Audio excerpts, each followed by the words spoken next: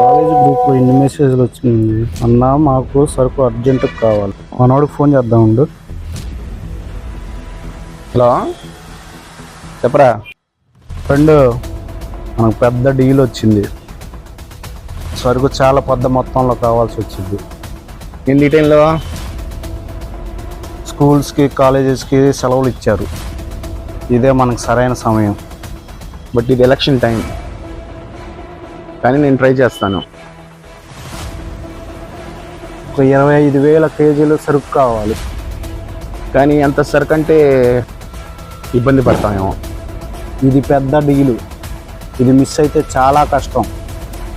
నేను ఏదో ఒకటి ట్రై చేస్తాను, సరేనా? సముద్రం నుంచి పెద్ద కంటైనర్లో వస్తుంది.